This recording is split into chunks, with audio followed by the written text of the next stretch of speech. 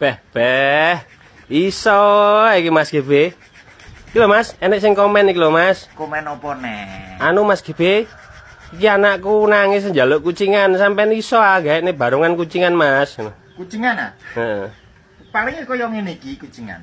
Nah, iki mentahane kaya ngene iki. Gawe cah SD SMP Mas. Iya wis ora apa-apa, iki ukurane antarane 19 20. Ngono kuwi. Lah iki kaya ngene iki nek nggone Mas GB, regane yang murah, ya to. 700.000 mekan. Ya, Pra. Contone kaya ngene iki. Nah, ngene iki.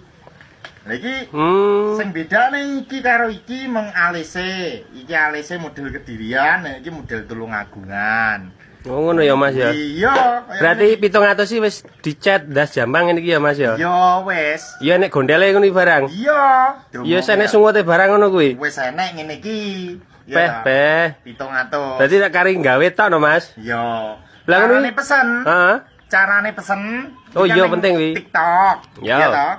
Carane langsung klik bione Mas GB ndek kono kuwi enek WhatsApp-e, ya to. Langsung VC gak ngono ngebel ben langsung diangkat, ya to. Engko lak wis langsung dihalu ready ora nek ready langsung dikirim nek ora ya berarti pesen sik suwene 2 minggu. Lah iki sampean iki pengen ro gak solahe Mas GB nganggo kucingan. Lho, sampean iso Mas? Lho, iso. Ya ndang dibuktekne no. Sing komen iki ben seneng no Mas e. Iya. Weh, jan sampean kayak kucing anggurat tenan Mas. Kari golekne pitike tok iki. Sampean plok. Waduh. Iso ae sampean Mas. Untune protol ya. Sing gak kulino nyokot ngene iki untune engko protol, gak iso. Ya to. Wis ngono ae.